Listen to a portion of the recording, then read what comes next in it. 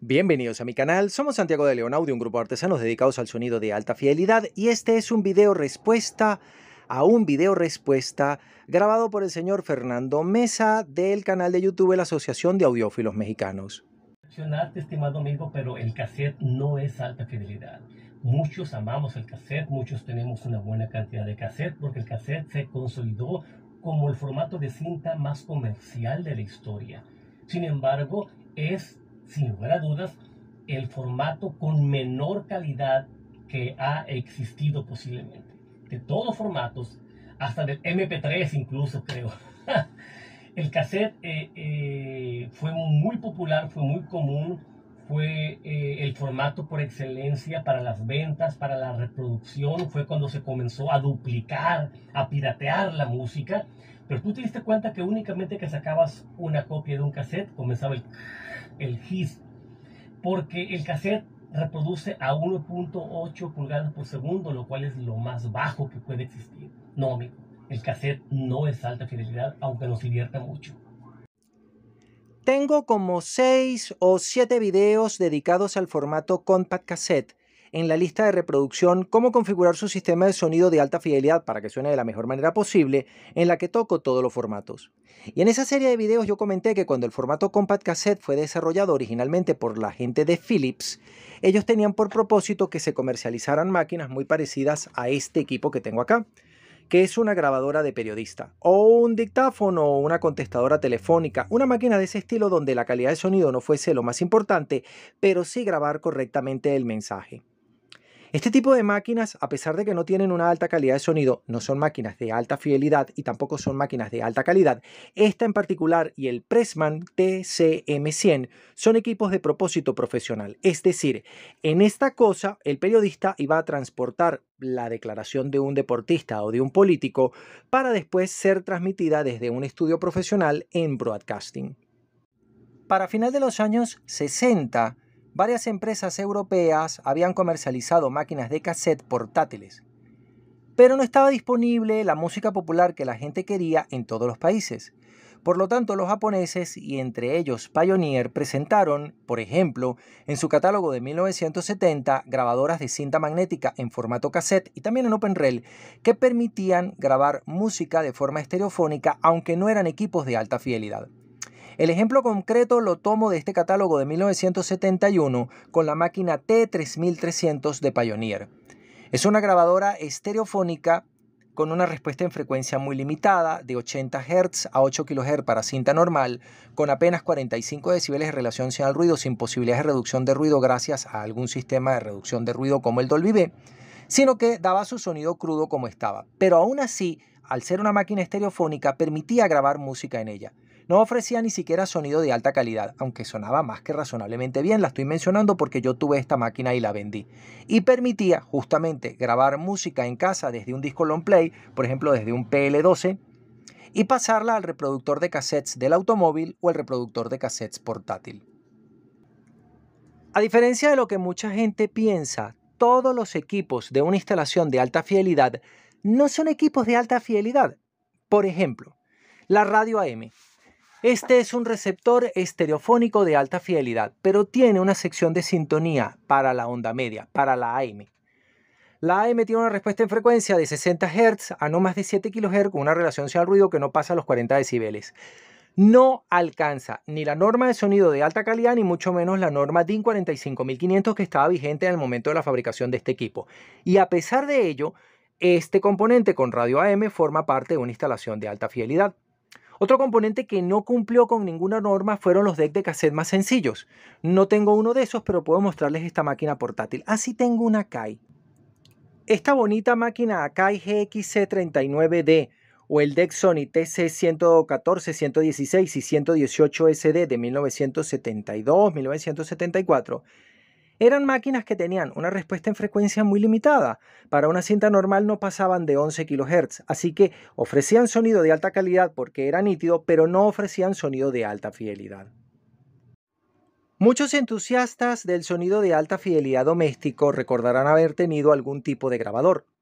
Los más modernos habrán grabado en CD player, en los grabadores de CD de Philips, o habrán grabado en DAT, o habrán grabado en minidisc, o en DCC de Philips, pero lo que sí recordarán muchos es haber grabado en el formato Compact Cassette de Philips, al cual le dediqué 5 videos. Y las máquinas que deben haber tenido fueron máquinas como estas, máquinas convencionales, máquinas de gama media o de gama alta. En este caso en particular les estoy mostrando dos equipos muy especiales. La Yamaha TC800GL de alta gama, porque era la tope de gama de Yamaha en su oportunidad, o la Yamaha TC1000 de 1976, que era la máquina tope de gama de su catálogo. Pero estos equipos no van mucho más allá de la calidad que el formato cassette básico podía dar. Me explico. Debido a la unidad de transporte y a su motor y a su configuración, tienen una ululación y trémolo que es apenas un poco menor que la que tendría un plato de tracción por correa. Y su técnica de grabación más el agregado de un sistema de reducción de ruido, el Dolby B Noise Reduction, consiguen unos 60 decibeles de relación señal sobre ruido, que es comparable, por ejemplo, con la relación señal sobre ruido que tiene un plato tocadiscos con una aguja elíptica como mi Yamaha YP800, porque tiene un puntico de rumble de fondo más el roce de la aguja contra la superficie del surco del disco y esta clase de cosas. Pero en general, todos recordarán que el verdadero problema del compact cassette era la falta de finura, la falta de brillo, la falta de detalle, que eso estaba impuesto por la limitación de agudos del tipo de cabezal y de la formulación de la cinta que se utilizaba. Todos habrán grabado con cinta de posición normal. Cinta no necesariamente muy buena, aunque hubo cintas maravillosas. Aquellos que hayan podido conseguir las cintas Pioneer N1 recordarán que no eran particularmente brillantes en agudos, pero que sí tenían un sonido muy bueno. Y aquellos que hayan seguido la pista de TDK recordarán con agrado las cintas de posición normal AD, ED, EDX, ADX, ADR, AR, que eran cintas de una formulación especial que aún para posición normal permitían obtener de las máquinas un gran rendimiento. Y entonces este tipo de grabadores de cinta magnética en formato compact cassette brillaban hasta los 17 kHz. Eso es ir más allá del espectro audible de la mayor parte de los entusiastas que iban a comprar esta clase de máquinas. Además de que fueron complementadas con unidades de transporte sofisticadas como esta, que tiene una ululación y trémolo tan pequeña como la de un plato tocadisco de tracción por correa de alta calidad y que además tiene 2 motores y es semiautomática y tiene una cantidad de sofisticaciones. Hace algunos días yo traje aquí ante ustedes un video, un corto video, donde mencionaba que el cassette, sí, que la cinta de cassette, pues no fue simplemente algo de alta fidelidad. Fue lo más comercial, fue lo más conveniente, fue muy usado, fue muy bonito, muy nostálgico, pero distaba mucho de tener alta calidad, ya que era la cinta con menor velocidad y técnicamente la que tenía menor fidelidad. Sin embargo, en la construcción y en el aspecto comercial fue un hitazo, porque fue lo que más se vendió y fue mucho más fácil de hacerlo portátil. Eso originó que por allí en otro canal saliera una persona para ofenderme y para decir que lo que yo decía no era cierto y que el cassette fue de altísima fidelidad y que no únicamente eso, sino que muchos de los discos que hoy nosotros escuchamos los masters se hicieron en cassette. Bueno, hoy voy a traer este video para desmitificar esas dos cosas. Número uno, para hacer un video serio donde compruebo con argumentos, no con ofensas, no con alzando la voz, ni mucho menos burlándome, con argumentos, con datos técnicos, porque el cassette no fue de alta fidelidad. Y número dos, porque es una aberrante mentira decir que el cassette fue máster de muchos discos. Muchos recordarán haber grabado sus clases en el liceo, en la universidad o en el instituto con una maquinita de estas, y que el sonido que podían ofrecer era realmente muy triste. Y muchos habrán tenido un deck de cassette de menos de $250 en su equipo de sonido de alta fidelidad y recordar que eran un poco complicados en bajos, no tenían el mejor brillo y tenían algo de ruido de fondo. Pero eso no es el formato compact cassette. El formato compact cassette fue empujado hacia adelante gracias a la tecnología.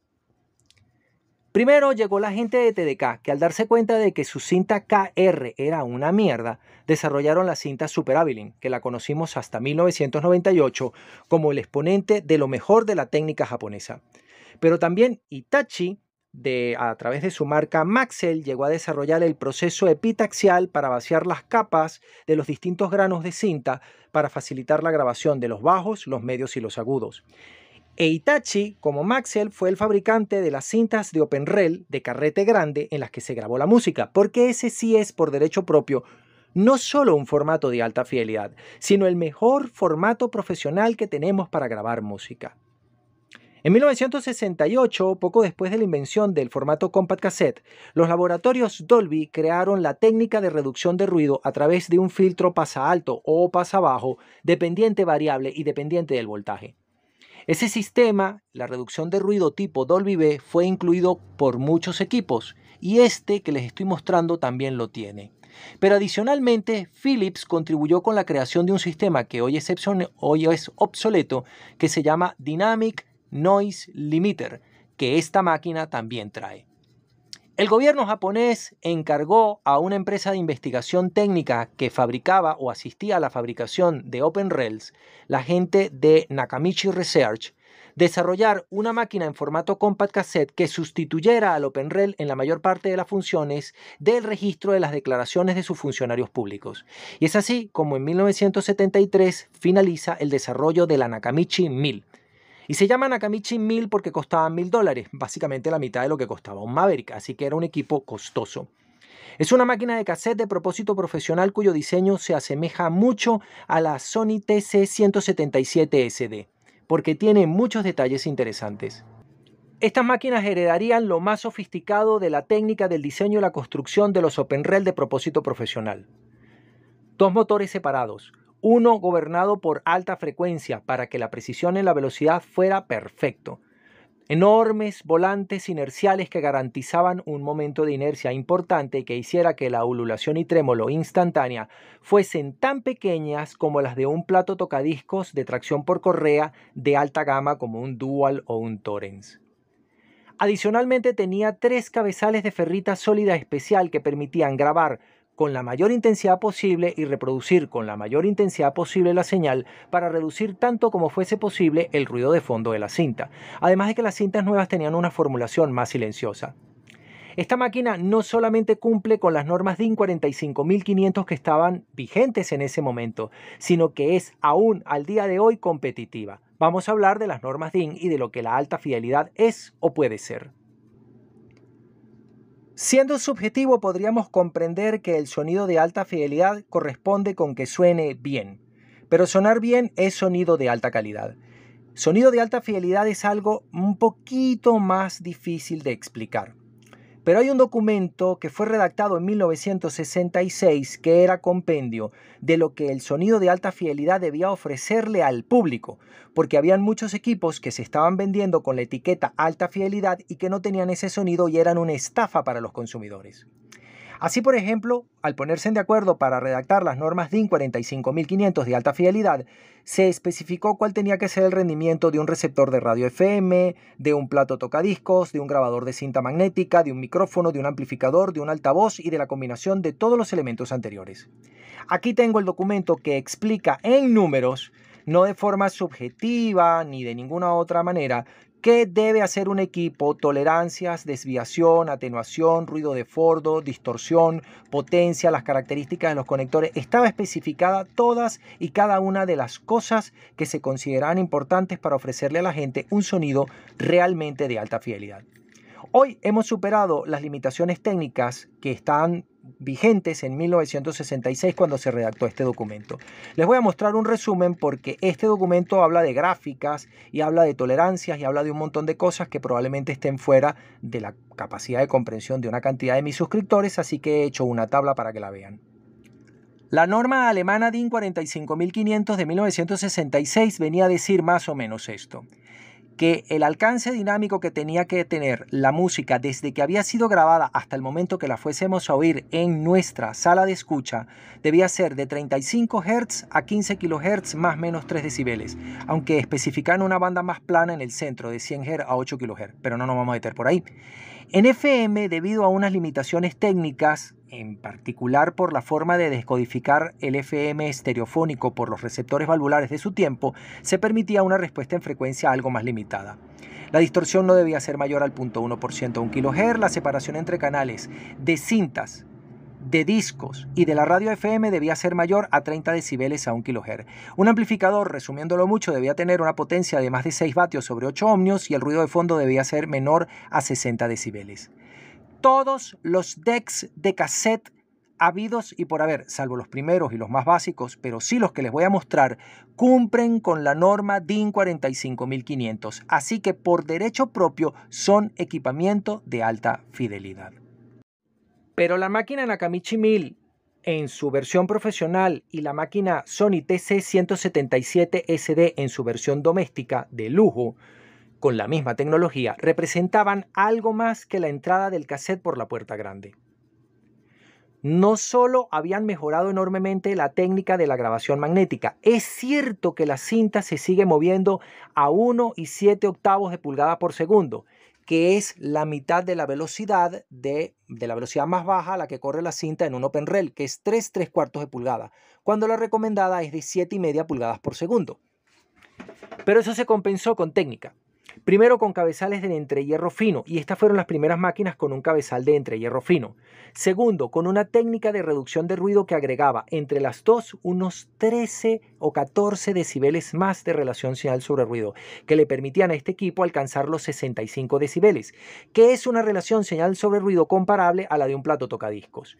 Ítem por ítem, no solamente respuesta en frecuencia, que es una manera simplificada de entender las cosas, sino yendo más allá y analizando todos y cada una de las dimensiones que hacen que cambie la característica del sonido, conseguimos que el formato compact cassette era tan bueno como el formato long play en su tiempo y aún hoy en día, porque esa máquina que está allí no solamente cumple con la norma DIN 45500, sino que si la comparamos con el sonido que después daría el compact disc, nos resulta que no tenemos un desempeño muy distinto. Aunque es cierto que el compact disc es más silencioso, eso se compensaría gracias al empleo de una técnica que se llama DBX.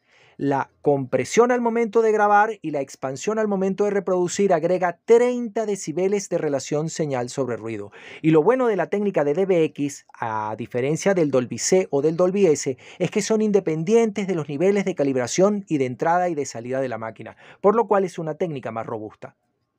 Obviamente eso empujó o permitió a los fabricantes ir más lejos y tenemos joyas como este, el Pioneer ZF 1250, que tiene tracción directa controlada y sincronizada por un cristal de cuarzo piezoeléctrico, con lo cual esta máquina tiene una precisión de velocidad comparable con la de un plato tocadisco de tracción directa comandado por cuarzo.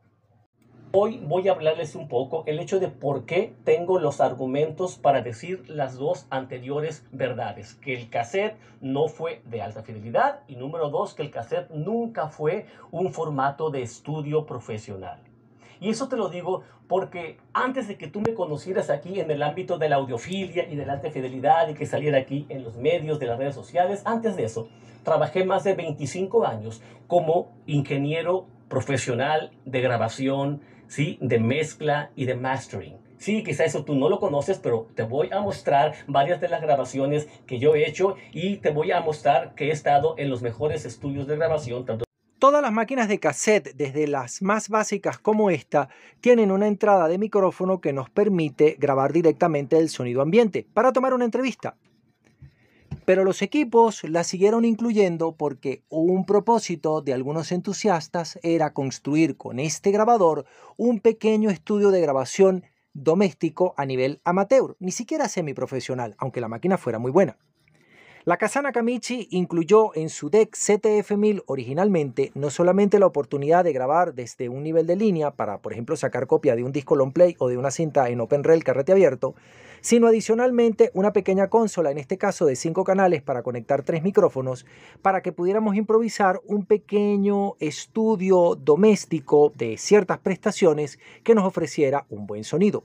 Pero hay gente que llevó esto al extremo. En mi video respuesta original yo comenté que había evolucionado tanto el formato compact cassette que en algunas oportunidades algunos artistas llegaron a grabar una pista de una de sus canciones una de sus canciones o un disco entero sobre una máquina como esta, un Tascam Portastudio o un Yamaha Portastudio o un TEAC Portastudio, consola con cassette. Esta máquina tiene una consola de 8 canales, aunque solo vemos 4 fader, 4 canales de entrada de línea más 4 canales de entrada de micrófono, tiene los 4 biometer que indican el nivel de grabación y para conseguir un acabado profesional de muy bajo ruido de fondo incluían no el Dolby B o el Dolby C, sino la nueva técnica DBX, que apareció en los años 70 pero que se populariza a principios de los 80 y fue incluida en máquinas como esta. La respuesta del señor de la Asociación de Audiófilos Mexicanos es que él trabajó en un estudio de grabación y que él nunca usó una máquina de estas porque habían máquinas mejores. Sí, había máquinas DAT de 4 pistas, había máquinas de OpenRel de 4, 8, 12, 16, 24, un montón de pistas. Lo que yo dije es que eventualmente algunos artistas habían grabado aquí, lo que demostraba no solamente que el cassette llegó a ser un formato de alta fidelidad, sino que fue un cassette de propósito profesional. ¿Y en qué página estoy? Miren dónde estoy. Esta es una selección de, entre muchas otras, las 10 mejores grabaciones profesionales hechas en un modestísimo Tascam Portastudio. Bruce Springsteen graba Nebraska en una máquina TEAC Tascam Portastudio modelo 144. Y no estoy hablando de artistas de barrio, esto es gente que la gente conoce. Seal grabó Kiss from a Rose en un Tascam Portastudio 244. Aquí tenemos otro. Y aquí tenemos otro. Y aquí tenemos otro. Y no solamente vale destacar que esta gente grabó en un Tascam Portastudio el disco final, no la maqueta, porque eso es importante aclararlo. El propósito de la máquina Tascam era que los músicos, desinhibidos de la presión de tener que tocar en el estudio profesional, se reunieran una noche comiéndose una pizza, tomándose un refresco, hablando tonterías de la vida, y si querían montar la canción completamente relajados y alejados de la presión del trabajo profesional, pudieran sentarse con 4 o 6 micrófonos y grabar un demo. Grabar la maqueta de una canción nueva sin presión para que les quedara bien y a partir de allí pudieran editarla y reconstruirla hasta que les quedara perfecta. Pero hubo oportunidades, y eso fue lo que yo dije en mi video de respuesta original, en que la grabación original, la grabación master, se hizo originalmente en un Tascam Portastudio en compact cassette, y esa fue la versión que quedó en el disco long play o en el CD que nosotros terminamos comprando. Desde Santiago de León de Caracas, saludos y suerte.